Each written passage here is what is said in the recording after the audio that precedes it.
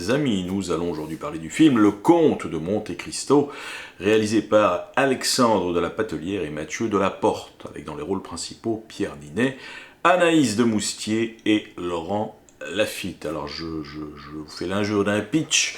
Edmond Dantès, fraîchement nommé capitaine, est sur le point de se marier et victime d'un complot et est emprisonné durant 14 ans. Il réussit à s'échapper et, devenu immensément riche, il entreprend de se venger des 3 hommes qui ont détruit sa vie. Bon, les gars, avant toute chose, je ne suis pas un gardien du temple de façon générale, et je vais vous le dire tout de suite, je n'ai pas lu le bouquin de Dumas, même si effectivement l'œuvre m'est connue malgré tout, l'intrigue également, à cause notamment du nombre d'adaptations importants qu'on a connues. Voilà, donc je connais l'histoire, vous aussi.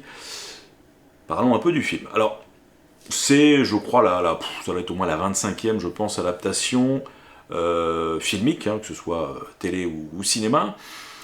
Ça a même commencé au temps du muet, il y a eu 3 adaptations, je crois, qui datent du temps du muet. Les Américains ont aussi fait leurs propres adaptations, plus ou moins réussies, et c'est pas un hasard en fait, si cinématographiquement parlant, le sujet intéresse évidemment, puisque l'intrigue est basée sur la vengeance complexe d'un héros, et la vengeance, comme vous le savez pertinemment, est un moteur et un sujet éminemment cinématographique. Nous adorons tous les histoires de vengeance, même si c'est mal. Bon, alors que vaut cette version 2024, qui est dotée quand même, rappelons-le, d'un budget de 43 millions d'euros, l'un des plus gros du cinéma français. Que dire Eh bien écoutez, du bien assurément, et pas grand-chose d'autre. Le film du duo donc Delaporte et de la Patelière, déjà responsable des 3 Mousquetaires, sorti récemment, est un objet filmique d'une grande beauté. Voilà, décor, costumes, grand spectacle, tout y est et tout permet de retrouver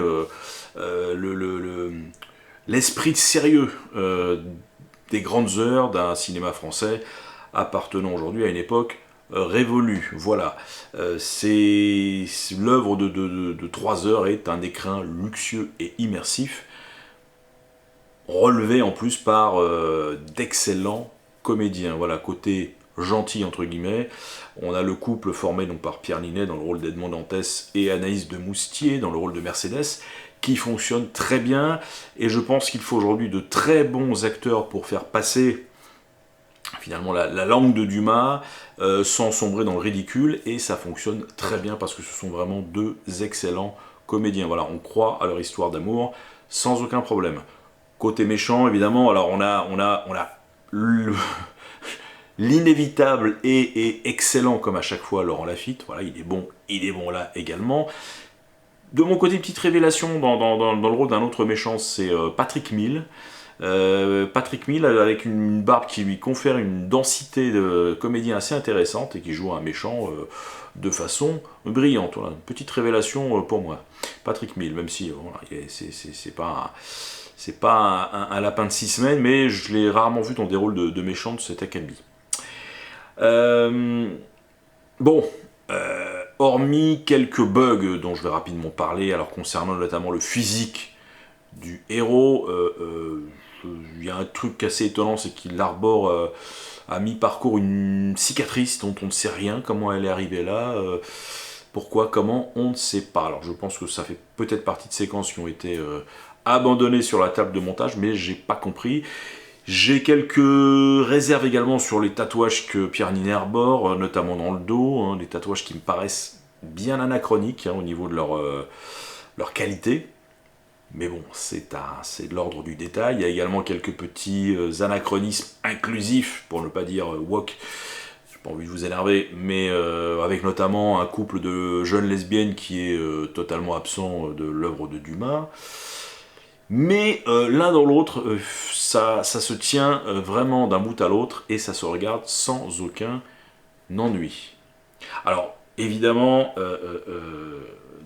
Delaporte et de la Patelière, qui ont écrit le scénario également, ont dû adapter comme tous les petits copains avant eux. Alors, dans leur cas, effectivement, Il s'agissait de faire tenir un récit quand même très complexe et foisonnant dans un film d'une durée de 2h58 qui, pour le coup, est paradoxalement un peu courte, voilà, cette durée. Mais ça fonctionne. Alors je pense qu'ils ont, voilà, ils ont enlevé pas mal de choses, ils ont fusionné des personnages, ils en ont changé d'autres, mais je pense que globalement, voilà, le film plaira à tout le monde, y compris aux puristes. Parce que, voilà, quelles que soient les œuvres filmiques, elles ont toujours adapté, remanié le roman de Dumas. Alors, c'est... une partie de la critique trouve le film effectivement trop classique, trop lisse. Une petite partie, celle-là, trouve le film trop moderne. Bon, moi je trouve qu'effectivement, on a un petit peu des deux. C'est-à-dire que je trouve que il y a un côté effectivement classique, pour ne pas dire académique dans la forme. Voilà, le film est plutôt sobre dans sa mise en scène, ce qui n'empêche pas effectivement de filmer les grands espaces de façon efficace. Mais voilà, il y a une mise en scène qui s'adapte un petit peu à l'époque et à la teneur du récit, et c'est très bien comme ça, voilà. Ça aurait été horrible si effectivement les deux s'étaient amusés à faire des trucs de Jones avec leur caméra, ça aurait été vraiment un hors-sujet pour moi. Et il y a une partie quand même moderne. Alors la modernité, elle réside dans quoi? Pour moi, elle réside dans la vision de l'intrigue. Alors certaines personnes pourront par exemple être frustrées de ne pas voir, une fois que les méchants sont punis, de ne pas assister à leur longue agonie morale. Voilà, c'est-à-dire que, pareil, peut-être c'est un problème de montage, j'en sais rien, mais c'est vrai qu'on a, une fois que Pierre Ninet s'est vengé de certains personnages, ces derniers disparaissent totalement de l'écran.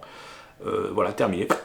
Et ça peut être effectivement pour le spectateur avide d'histoires de vengeance un peu frustrant, mais les deux réalisateurs, on sent bien, surtout dans la deuxième partie du film, ont choisi plutôt de s'intéresser aux tourments internes du héros. Et dès lors, la question n'est plus est-ce que Monte Cristo va réussir à se venger, mais plutôt est-ce qu'un homme qui a été victime de telles saloperies peut se remettre et vivre une vie normale. Ça, c'est plutôt sur la deuxième partie et de plus en plus vers la fin du film, la question posée. Question pas inintéressante. Du coup, ça nous change un petit peu des histoires de vengeance lambda, même si le matériau de Dumas est toujours là et bien entendu respecté.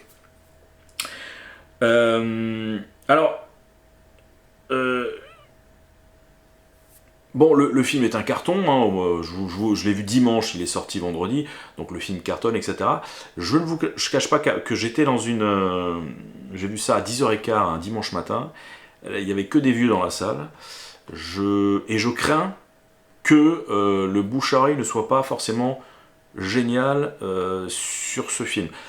J'entends par là, par exemple, sur les 3 Mousquetaires qui a plutôt bien fonctionné, hein, je crois qu'ils ont fait 3 ou 4 millions, chaque volet a dû faire 3 ou 4 millions d'entrées, mais les 3 Mousquetaires, ça résonne chez les jeunes, y compris ceux qui ne connaissent pas du tout l'histoire. Ça résonne film d'aventure, ça résonne cap et épée, ça peut constituer un spectacle attractif pour eux. Là, le problème, c'est que peut-être à tort, le film est vendu comme un spectacle un petit peu... un film d'aventure, ce qui n'est pas tout à fait. Voilà, le Comte de Monte Cristo, c'est quand même, par rapport aux 3 Mousquetaires, quelque chose de beaucoup plus austère, fouillé et psychologique. Et je crains que les jeunes qui ne connaissent pas du tout l'intrigue du bouquin de Dumas soient un peu déçus et trouvent ça un peu long, pour pas dire chiant. C'est un pari, j'espère que le film vraiment fera au minimum 5 à 6 millions d'entrées, il le mérite largement, mais je suis pas sûr que ça suive chez les jeunes. Voilà. La salle, vraiment, j'avais une salle où j'avais quasiment que des plus de 55 ans dans la salle. Bon, enfin, le fait est que, en ce qui me concerne, c'est un grand oui, voilà, c'est du vrai grand cinéma, et on voit bien effectivement que l'argent du budget est sur l'écran et nulle part ailleurs. Voilà les amis. Donc un grand oui en ce qui me concerne, vous pouvez y aller. Je vous salue, continuez à aller en salle. Ciao.